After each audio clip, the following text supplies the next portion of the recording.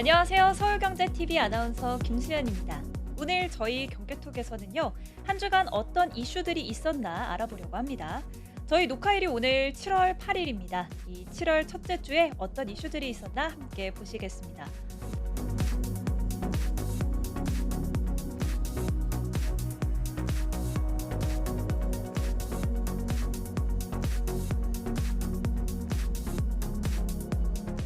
이 삼성전자가 2분기 영업이익을 발표했습니다. 자세한 내용 함께 살펴보시겠습니다. 삼성전자가 반도체 사업 부진이 계속해서 이어지고 있는 가운데 올해 2분기에 시장 전망치를 크게 밑도는 이 4조 원대 영업이익을 내는데 그쳤습니다.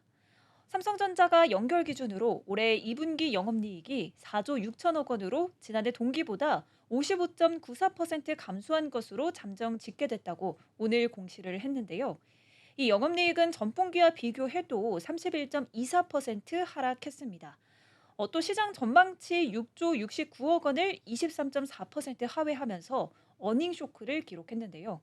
이 분기 영업이익은 2023년 4분기에 2조 8,247억 원을 기록했는데 이 6개 분기 만에 5조 원 아래로 내려간 겁니다. 2분기 기준으로는 2023년 2분기 6,685억 원 이후 2년 만에 최저를 기록했습니다. 매출을 살펴보면요. 74조 원으로 전년 동기보다 0.09% 줄었고요. 전 분기로 대비해 봤을 때는 6.49%가 감소했습니다. 반도체 사업을 하는 디바이스 솔루션, 이 DS 부문 실적의 재고 자산 가치 하락을 예상하고 미리 손실로 인식해서 처리하는 재고 자산 평가 충당금이 반영되면서 영업이익이 시장 예상을 크게 하회한 겁니다. 재고자산 평가 충당금은 메모리와 비메모리를 통틀어서 총 수천억 원 규모로 적지 않은 금액이 반영된 것으로 추정되는데요. 삼성전자는 이날 공시한 설명 자료에서 DS는 재고 충당 및 첨단 AI 칩에 대한 대중 제재 영향 등으로 전 분기 대비 이익이 하락했다고 밝혔습니다. 또 삼성전자는요, 이 메모리 사업은 재고자산 평가 충당금 같은 일회성 비용 등으로 실적이 하락은 했지만 개선된 고대역폭 메모리, 이 HBM 제품은 고객별로 평가 및 출하가 진행 중이라고 설명을 했습니다. 또 이어서 비메모리 사업은 첨단 인공지능 칩에 대한 대중 제재로 판매 제약과 관련 재고 충당이 발생을 했고 또 라인 가동률 저하가 지속돼서 실적이 하락하기는 했지만 이 하반기에 점진적 수요 회복에 따른 가동률 개선으로 적자 축소를 기대한다고 덧붙였습니다. 또 반도체 사업이 부진을 지속하는 가운데 전 사업 부문에 걸쳐서 원달러 환율 하락과 관세 등의 여파로 실적이 예상보다 부진했던 것으로 보는데요. 파운드리와 시스템 LSI, 이 설계를 포함한 비메모리 부문과 낸드가 적자를 이어가고 있고 고부가 제품인 HBM은 아직 실적 기여도가 낮은 상황입니다. 최민숙 한국투자증권 연구원은요, 2분기 HBM 실적이 계획에 미치지 못했고, 낸드는 전 분기 대비 가격이 하락하면서 이 적자 규모가 소폭 확대된 것으로 추정한다면서 이 파운드리도 1분기와 비슷한 수준의 적자를 예상하고 6월 이후 급락한 원달러 환율도 매출과 영업이익에 부정적으로 작용할 것이라고 설명을 했습니다. 지난 1분기에 이 전사 실적을 이끈 모바일 경험 사업부도 연초 갤럭시 S25 출시 효과로 비수기에 진입을 했습니다. TV와 가전 사업도 수요 위축이 길어지는 데다가 관세 부담과 시장 경쟁 심화로 인한 비용 증가가 겹쳐서 수익성이 둔화한 것으로 추정되는데요. 삼성전자는 이날 부문별 실적은 공개를 하진 않았지만 증권가에서는 반도체 사업을 하는 디바이스 솔루션 부문의 영업이익을 1조 원대로 예상을 했습니다. 다른 사업부 영업이익 전망치는 모바일 경험, 네트워크 사업부 2조 원대, 디스플레이 6천억 원에서 7천억 원대, TV 가전은 4천억 원에서 5천억 원대, 하만 3천억 원에서 4천억 원대 등입니다. 삼성전자 실적은 2분기에 저점을 찍고서 하반기에 메모리 위주로 회복세를 보일 것이라는 전망도 함께 나오고 있는데요. 메모리 가격 상승으로 인한 업황 기대가 커지고 있고 반도체 불황기에 실적 버팀목 역할을 해온 모바일과 디스플레이도 성수기에 진입하기 때문입니다. 김로코 하나증권 연구원은 이 디램은 업황의 수급 밸런스가 안정화하면서 가격 상승 구간으로 진입했기 때문에 이 출하 증가에 따른 실적 개선 방향성이 명확해 전사 실적을 이끌 것으로 기대된다고 내다봤습니다. 노근창 현대차증권 리서치센터장도 삼성전자 영업이익은 올해 2분기가 바닥일 것으로 보이며 점진적인 개선을 예상하고 또 HBM3 12단 제품의 AMD 공급 등의 디램 내 HBM 비중이 상승하고 파운드리도 신규 거래처 가세와 비용 효율화에 힘입어서 적자폭이 3분기부터 줄어들 것이라고 예상을 했습니다. 전체적으로 이 삼성전자의 부진이 이어지고 있는데요. 이게 실적에도 영향을 미치고 있습니다. 때문에 삼성전자 주가 부양책도 좀 필요해 보이는 상황이죠. 삼성전자가 자사주 소각으로 주가 부양에 나선다는 보도자료도 가지고 와봤습니다. 함께 보시겠습니다. 삼성전자가 말씀드렸듯이 2분기 시장의 기대치에 미치지 못하는 4조 원대 영업이익을 내면서 어닝 쇼크를 기록을 했죠. 이 삼성전자가 대규모 자사주 소각으로 주가 부양에 나설 계획인데요. 약 3조 9천억 원 규모의 자사주를 매입을 할 예정입니다. 삼성전자는 9일부터 10월 8일까지 주식시장에서 장내 매수를 통해 보통주 5,688만 8,092주, 기타 주식 783만 4,553주를 취득하기로 결정했다고 8일 공시했습니다.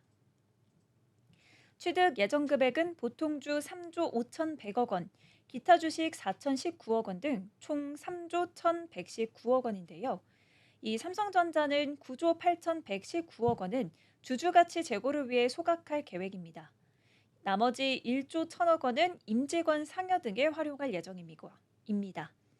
삼성전자는 주주가치 제고는 자기 주식 소각을 의미하고 소각은 가급적 빠른 시일 내에 적절한 시점을 통해 시행할 계획이라며 주식 기준 보상을 위한 자기 주식 처분 시점과 주식수 등은 향후 이사회에서 공시할 예정이라고 밝혔습니다. 앞서 삼성전자는 지난해 11월 주주가치 제고 등을 위해서 1년간 총 10조 원 규모의 자사주를 분할 매입하겠다는 계획을 밝힌 바 있는데요. 이날 삼성전자가 자사주 3조 9천억 원어치의 추가 매입 방침을 밝히면서 10조 원 매입 계획은 마무리가 됐습니다. 삼성전자가 주주가치 제고 계획에 따라 지난해 11월 1차로 매입한 자사주 3조 원어치는 올해 2월에 전량 소각을 했습니다. 이어서 2월에 추가로 자사주 3조 원어치를 매입을 했고요. 이 중 2조 5천억 원을 소각할 예정입니다. 이번엔 주식 기준 보상 목적으로 취득하는 자기 주식은 향후 임직원에 대한 연간 성과 인센티브, 임원 장기 성과 보상, 직원 핵심 인력 인센티브 지급 등에 활용할 계획인데요. 매도 제한 등에 관해서는 개별 주식 기준 보상 실행 시 밝힐 예정입니다. 삼성전자는 올해 1월 임원을 대상으로 2024년 OPI에 대해 주식 기준 보상 프로그램을 적용하기로 약정한 바가 있는데요. 이에 따라 내년 1월에 임원 개인별 선택 비중과 주가에 따라 확정되는 자기 주식을 지급할 예정입니다. 재직 임원에 대해서는 지급일로부터 1, 2년간 주식 매도를 제한합니다. 이번에 실적 발표한 삼성전자의 2분기 실적 그리고 또 주가 부양을 위한 자사주 소각 소식까지 들어봤고요. 이번엔 다음 뉴스로 넘어가 보겠습니다. 최근 해킹 사고 여파가 이어지고 있는 SKT의 뉴스를 가지고 와봤습니다. SK텔레콤 사이버 침해 사고와 관련해서 정부가 번호 이동 약정 고객에 대한 위약금 면제를 결정하면서 다른 통신사로 이동하는 SK텔레콤 고객이 늘어난 것으로 나타났습니다. 위약금 면제가 결정된 직후인 지난 5일 이탈 고객의 규모가 전날 대비 약 2배 정도 증가를 했는데요. SK텔레콤은 해지 고객에 대한 위약금 면제와 함께 번호 이동을 하지 않은 기존 고객뿐 아니라 KT, LG U+에서 유입되는 신규 고객에게도 8월 통신료 50% 할인, 연말까지 매달 50GB 데이터 추가 지원 등의 혜택을 제공하기로 했습니다. 한정된 통신 서비스 가입자 수를 두고 7월 한 달 동안 SK텔레콤의 지키기와 KT, LG U+의 추가 확보 경쟁에 불이 붙을 전망입니다. 7일 통신업계에 따르면 지난 5일 기준 SK텔레콤에서 다른 통신사로 이동한 고객 수는 1,660명으로 집계가 됐습니다. 5일 번호 이동 규모는 총 19,323명이었는데 절반 이상이 SK텔레콤에서 빠져나간 셈입니다. SK텔레콤에서 KT로 이동한 고객은 5,083명, LG 유플러스로 이동한 고객은 5,577명이었습니다. SK텔레콤에서 하루 만에 1만 명 이상의 고객이 다른 통신사로 이동한 것은 6월 14일 이후에 약 한 달 만입니다. 6월 말부터 7월 초까지 SK텔레콤 고객 이탈 규모는 5천 명 내외를 크게 벗어나진 않았습니다. 위약금 면제가 공식 결정된 직후 1일 이탈 규모가 2배가량 늘어난 셈인데요. 5일 기준 KT에서 3,131명, LG 유플러스에서는 3,664명이 이 SK텔레콤으로 옮기면서 SK텔레콤 가입자의 순감 규모는 3,865명으로 나타났습니다. 위약금 면제로 이탈 고객이 급증하면서 순감 규모도 크게 늘었습니다. 당초 지난달 말부터 이달 초까지는 순감 규모가 수십 명 수준이었고 SK텔레콤 고객 수가 순증하는 날도 있었습니다. 실제로 위약금 면제 결정 전 수치가 반영된 4일에는 SK텔레콤에서 4,659명이 빠져나가고 4,685명이 새로 유입되면서 이 26명이 순증한 바가 있습니다. 위약금 면제가 적용되는 기간이 앞으로 약 일주일밖에 남지 않은 이번 주 내내 이 SK텔레콤 고객 이탈이 계속될 가능성도 배제할 수는 없는데요. SK텔레콤은 침해 사고 발생 전에 이 약정 고객 중 침해 사고 이후 해지한 고객 및 7월 14일까지 해지 예정인 고객을 대상으로 위약금을 면제하기로 결정했습니다. 해지를 희망하는 고객이 있다면요. 오는 14일까지 위약금을 내고 SK텔레콤 가입을 해지하면 됩니다. 이후 15일부터는 위약금 환급 신청이 진행되고 환급 신청 후 일주일 이내에 고객이 지정한 계좌로 위약금이 환급이 됩니다. 위약금 면제 결정 직후인 이번 주부터 통신사 간 가입자 유치 경쟁이 본격 격화될 수 있다는 전망도 함께 나오고 있는데요. SK텔레콤은 위약금 면제로 대규모 가입자 이탈이 유력한 만큼 기존 고객을 붙잡고 신규 고객을 끌어오기 위한 고객 보상안에도 약 5천억 원을 쏟아붓기로 결정했습니다.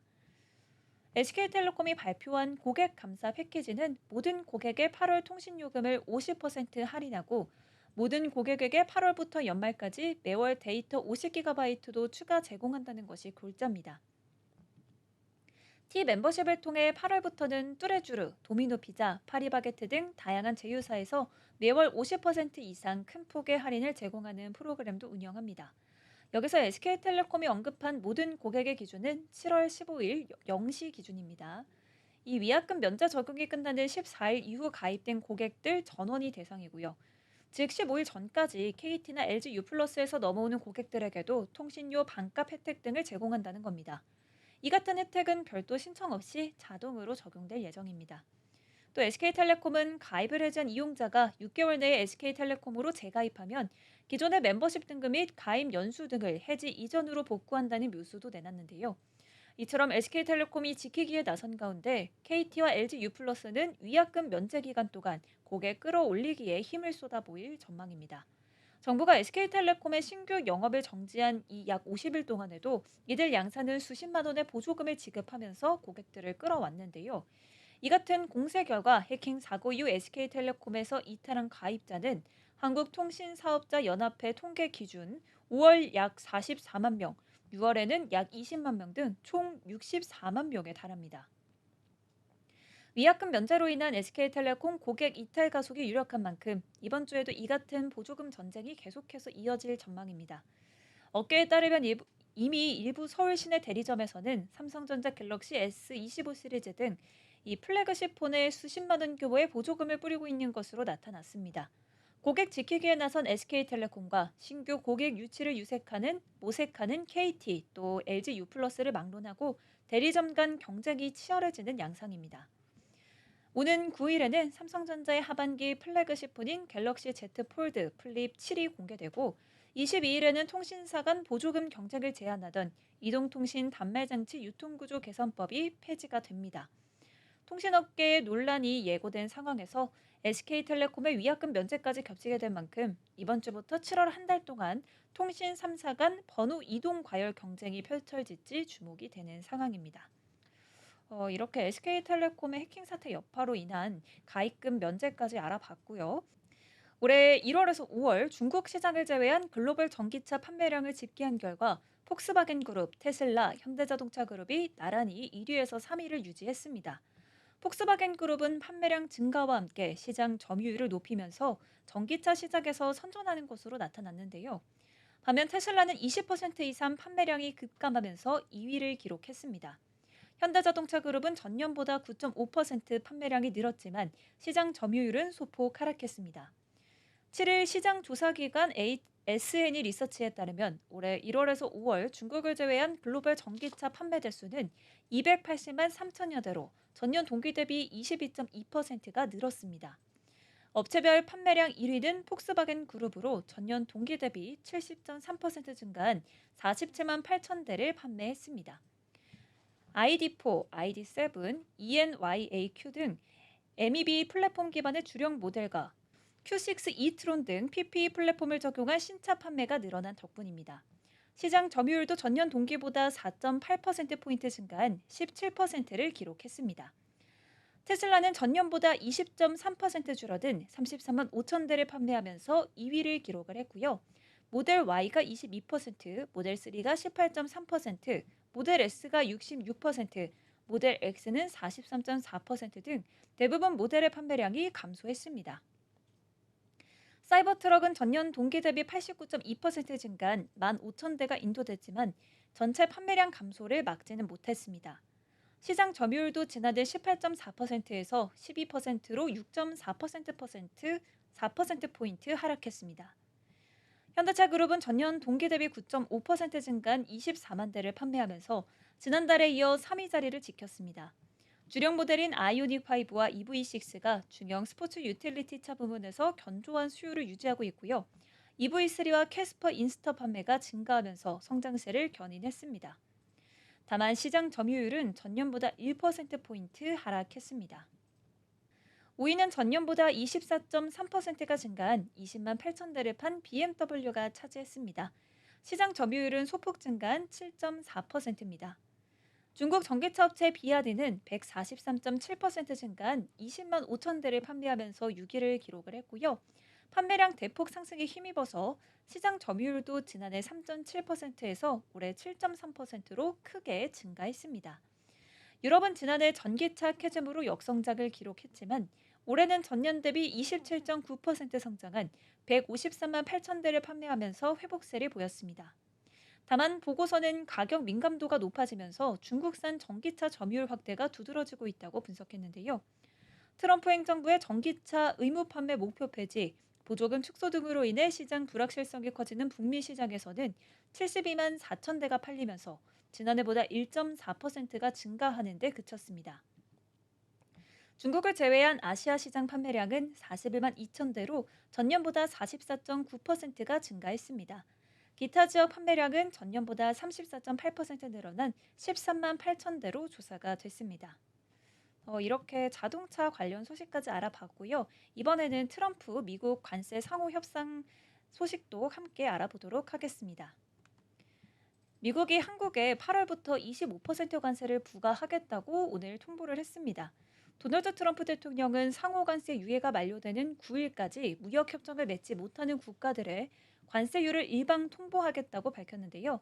이 첫 타깃으로 한국과 일본이 서한을 받았습니다. 트럼프 대통령은 7일 오후 소셜미디어 트루스 소셜을 통해 한국 이재명 대통령에게 보내는 서한을 공개하고 우리 관계는 유감스럽게도 상호주의와 거리가 멀었다면서 8월 1일부터 모든 한국산 제품에 25%의 관세를 부과할 거고 이 관세는 모든 품목별 관세와도 별도라고 밝혔습니다. 25% 관세율은 지난 4월 2일 발표한 상호관세 25%와 같은데요. 그러면서 어떤 이유에서든 한국이 미국에 대한 관세를 올리기로 결정한다면 한국에 부과한 25%에 그만큼이 더 추가될 것이라고 보복관세 부과에 대해서 사전 경고했습니다. 트럼프는 일본에 대해서도 같은 내용의 서한을 공개했습니다. 트럼프는 지난 4월 9일 상호관세 부과를 유예한 뒤 각국과 협상을 해왔는데요. 그동안 영국, 중국, 베트남과 협정을 맺었고요. 다른 나라들과는 협상을 지속해왔습니다. 이에 대해 트럼프는 협정을 맺지 않은 나라들에 대해 일방적으로 관세율을 통보하겠다고 강조했는데요. 이 관세는 7월 9일이 아닌 3주 뒤인 8월 1일부터 발효됩니다. 그때까지 협상을 거쳐서 관세율이 낮아질 수도 있고요. 트럼프 대통령은 한국이 관세와 비관세, 정책과 무역 장벽을 없애기를 원한다면 우리는 어쩌면 이 서한의 조정을 고려하겠다라며 이들 관세는 당신 나라와 우리의 관계에 따라서 위로든 아래로든 조정될 수 있다고 설명했습니다. 월가는 기본적으로 상호관세 유예가 다시 8월 1일까지 연기된 거고 계속해서 이런 식으로 연기될 수 있다고도 보고 있습니다. 실제 스콧 베선트 장관은 최근 노동절까지 협상하겠다고 밝히기도 했는데요.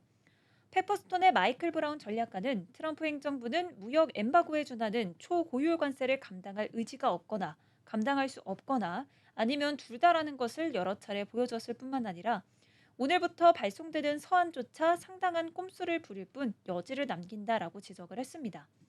그는 관세 유예가 만료되기 전에 서한이 발송될 뿐 아니라 그 관세는 8월 1일이 되어서야 실제 발효된다라면서 이는 또 다른 긴장 완화를 위한 긴장 고조 전략의 모든 특징을 갖추고 있다고 분석했습니다. 네, 이재명 대통령이 산업통상자원부 장관 후보자로 김정관 두산에너빌리티 사장을 전격 지명했습니다. 현직 원전 기업 임원이 산업부 장관 후보자로 지명된 건 드문 사례인데요. 아주 강한 정책적 메시지라는 해석이 함께 뒤따르고 있는 상황입니다. 김 후보자는 기획재정부 출신의 정통 경제관료로 2018년 두산그룹에 영입된 뒤 전략기획과 대외협력 등 주요 보직을 두루 거쳤습니다. 실무 역량을 인정받아 지난해 말에 두산에너빌리티 마케팅 본부장을 거쳐서 사장으로 승진을 했고요. 현재까지 원전 수주전 전반을 실질적으로 이끌어온 인물로 평가가 됩니다. 최근 체코 두코바니 신규 원전 사업 수주 과정에서 역할 역시 주목받고 있는 상황입니다. 두산에너빌리티는 약 26조 원 규모의 이 사업에 정부와 공기업으로 구성된 연합체 팀 코리아의 일원으로 참여해 수주에 성공을 했습니다. 김 후보자는 이 과정에서 마케팅 총괄 사장으로서 실무 조율과 대외 협상 전반에 깊이 관여한 것으로 전해졌습니다. 단순한 명예직이 아닌 원전 사업의 최전선에서 실질적 성과를 이끌어온 실무형 경영인이 산업정책 수장 후보로 지명됐다는 점에서 이번 인사의 성격은 보다 분명하다고 볼 수 있습니다. 산업계에서는 이번 지명을 두산에너빌리티가 다시금 에너지 정책의 중심 무대에 복귀한 신호로 해석하는 분위기인데요. 과거 탈원전 기조 속에서 고사 직전까지 몰렸던 두산이 원전 산업의 재건을 상징하는 기업으로 다시 부상하고 있기 때문입니다. 이 대통령은 과거 정권 시절에 월성 1호기 폐쇄 감사에 연루돼서 징계성 인사를 당했던 문신학 산업부 1차관을 기용을 또 했습니다.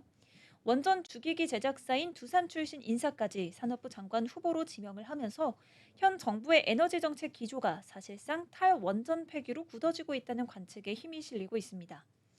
2017년 이후 국내 유일의 원전 주기기 제작사로 정책 변화에 직접적 영향을 받아온 두산에너빌리티는 최근 정부의 원전 수출 확대 기조에 발맞춰서 사업 전열을 다시 가다듬고 있습니다. 아랍에미리트, 체코, 폴란드 등 원전 수출 유망국을 대상으로 한 프로젝트들이 구체화되면서 두산 역시 수주 회복세에 접어든 상황입니다. 이번 인사는 두산 내부에서도 의미 있게 받아들여지고 있습니다. 두산의 한 관계자는 김 사장은 그룹 내에서도 전략기획 역량과 정책 감각을 두루 갖춘 기획통으로 꼽혀왔다며 공직 경험과 기업 실무를 모두 갖춘 보기 드문 인물이라고 전했습니다. 또 다른 원전업계 관계자는 현직 원전기업 임원이 산업정책 수장으로 지명된 것은 상징성이 크다면서 향후 정부 조직 개편을 통해 에너지정책 담당 부처가 바뀔 가능성까지 고려한다면 정책 방향을 섣불리 예단하기는 이른 상황이라고 평가했습니다. 1968년 전남 장성 출신인 김 후보자는 광주일고와 서울대 경제학과를 졸업한 뒤 행정고시 36회로 공직에 입문을 했고요. 기획재정부에서 국책과장, 종합정책과장 등 주요 보직을 거쳤고 또 재정당국 국장급 간부로는 처음으로 한국은행 파견 근무를 한 이력도 가지고 있습니다. 오늘 이렇게 두산 에너빌리티까지 다양하게 만나봤는데요. 저희 경제톡에서는 다음 이 시간에 더 알찬 소식들 가지고 돌아오도록 하겠습니다. 함께해 주신 여러분 고맙습니다.